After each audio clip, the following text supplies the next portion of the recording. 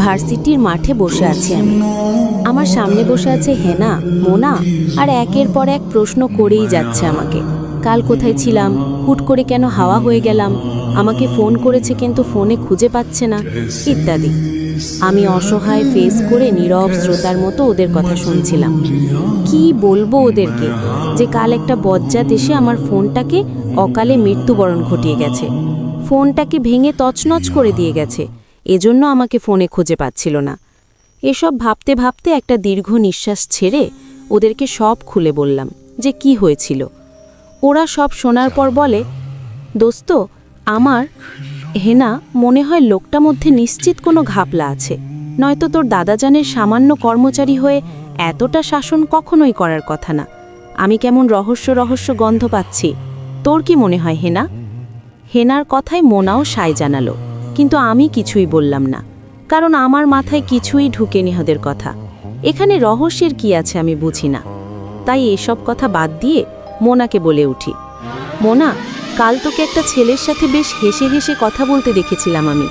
কে ছিল ছেলেটা? তোর ভাই বুঝি? আমার কথায় মোনা নড়েচড়ে বসে আমার দিকে খানিকটা রাগীভাবে তাকিয়ে বলে, লাইক সিরিয়াসলি মায়া, তোর কি ধারণা ছেলেটা আমার ভাই হবে বুঝি? মোনার কথায় অসহায় ফেস করে ওর দিকে তাকিয়ে বলে উঠি, মনে না হওয়া কি আছে এখানে? একটা ছেলে একটা মেয়ের সাথে কথা বললেই যে তাদের দিকে নেগেটিভ মাইন্ডের নিতে হবে এমন মেয়ে আমি নাই। আমি সবসময় সবকিছু পজিটিভ মাইন্ডের নিয়ে থাকি বুঝলি। তাই তো বললাম যে ছেলেটা তোর ভাই হয় কিনা। কথাটা বলে মোনার দিকে ভালো করে তাকালাম আমি।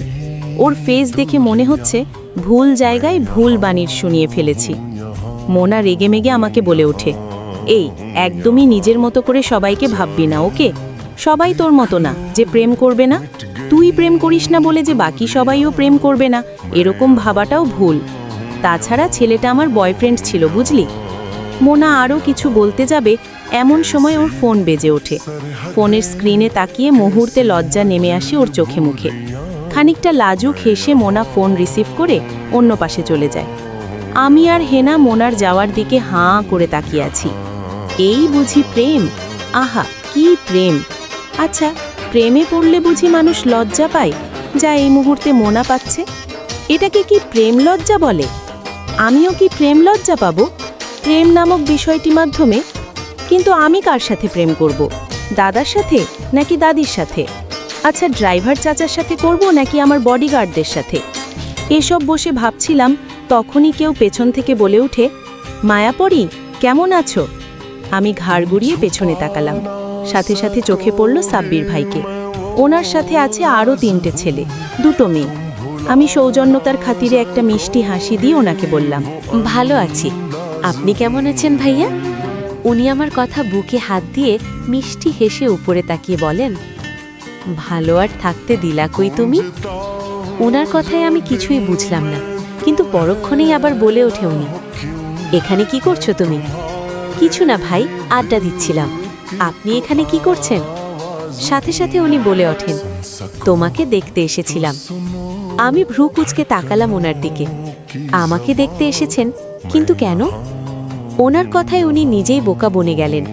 ইতস্তত বোধ করে আমতা আমতা করে বলে ওঠে, না এমনি আর কি, তোমাকে দেখছিলাম এখানে বসে আছো, তাই এদিকে আসা আর কি। আচ্ছা, আমরা কি তোমাদের সাথে জয়েন করতে পারি আড্ডায়? আমি মাথা নাড়ালাম, যার অর্থ হাঁ। ওনারা বসতেই পাশ থেকে একজন মেয়ে বলে ওঠে, দোস্ত ভাবি তো পিচ্ছি, তুই কেমনে কি করবি? জবাবে উনি শুধু হাসলে, পরে উত্তর দেন, আমি পারবো আমার পিচ্ছিকে আগলে রাখতে, সাব্বির। ওনাদের কথায় আমি নড়ে চড়ে বসি, কৌতূহল নিয়ে প্রশ্ন করি, ভাইয়া আপনি কি প্রেম করেন? মানে আপনি কি প্রেম লজ্জা পান? না, প্রেম করি না, তবে একজনকে খুব ভালোবাসি। তবে প্রেম লজ্জা কি? আপনি প্রেম লজ্জা জানেন না? আজব মানুষ তো আপনি। আচ্ছা আমি বলি, প্রেম করলে মানুষ যেমন লজ্জা লজ্জা নিয়ে প্রেমিকের সাথে কথা বলে, তাই প্রেম লজ্জা।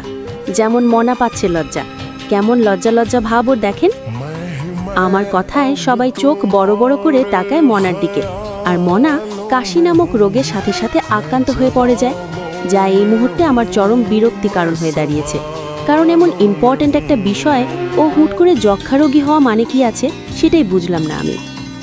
মনার অবস্থা আর আমার কথায় সবাই হো হো করে হেসে ওঠে এবং মনা একপাশে কাচুমাচু করে দাঁড়িয়ে থাকে অসহায় ফেস করে। তখনই সাব্বির ভাই বলে ওঠে, মায়াপুরী, প্রেমে পড়লে মানুষ একটু একটু লজ্জা পেয়ে থাকে। তুমি যখন কাউকে ভালোবাসবে তখন তুমিও তার জন্য লজ্জা পাবে। সাব্বির, আবারও ভালোবাসা? ভালোবাসাই দেখি সবই হয়। আচ্ছা, এই ভালোবাসা আমি কোথায় পাবো? উৎসাহিত কণ্ঠে আমার দিকে অসহায় ফেস করে বলেন, ভালোবাসা পাওয়া যায় না, ভালোবাসা হয়, বুঝলে? সাব্বির, ভালোবাসা হয়? ভালোবাসা কোথায় হয়? ফ্যাক্টরিতে নাকি কোনো কিছুতে জন্ম হয়? বলুন না, খুশি হয়। এভাবে হয় না।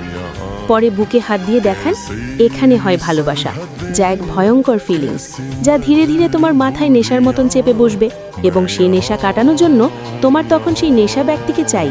তাকে একবার দেখার জন্য তোমার মন ছটপট করবে, এক অন্যরকম অস্থিরতায় ভুগবে তুমি। সেটাই ভালোবাসা। সাব্বির, আমি মনোযোগ সহকারে ওনার কথা এতক্ষণ শ্রবণ করছিলাম। এখন মনে মনে ভাবছি, এখন আবার আমাকে নেশা করতে হবে? ভালোবাসার জন্য আর কি কি করতে হবে আল্লাহ জানে। সবার সাথে আড্ডা শেষ করে বিদায় নিয়ে গাড়িতে বসে বসে ভাবছি কিভাবে নেশা করা যায়, কোন নেশাটা করলে ভালোবাসাটা হবে তাড়াতাড়ি। এই চিন্তা মাঝে চট করে আমার বডিগার্ডকে বলি আমি, আচ্ছা, নেশা সম্পর্কে আপনাদের কেমন আইডিয়া আছে? মানে কোন নেশা করলে ভালো হবে, কোন নেশাটা ব্যান্ডের হবে? আমার কথায় চোখ বড় বড় করে তিনজনে তাকায়। কি বলছি আমি বোঝার জন্য প্রশ্ন করে। নেশা জিনিস দিয়ে কি করবেন ম্যাডাম আপনি? আশিদ, আমার বডিগার্ড। ভালোবাসা পাওয়ার জন্য নেশা করব, তাই আমাকে বলুন যে কোন নেশাটা করলে ভালো হবে, সেটা আমাকে এনে দাও। ম্যাম, বস শুনলে আমাদেরকে চাকরি থেকে বের করে দেবে, আর যদি শোনে আমরা আপনাকে নেশার জিনিস এনে দিয়েছি তাহলে আমাদের কারো গর্দান থাকবে না। বোঝার চেষ্টা করুন ম্যাম। রাফিন আমার অন্য বডিগার্ডের নাম। তাহলে তোমার বসকে বলো যে আমার জন্য নেশা নিয়ে আসতে, ভালোবাসার নেশা, নয়তো তোমরা নিয়ে আসবে আমার জন্য। আমার ভালোবাসার নেশা চাই, চাই, বাস। আমি।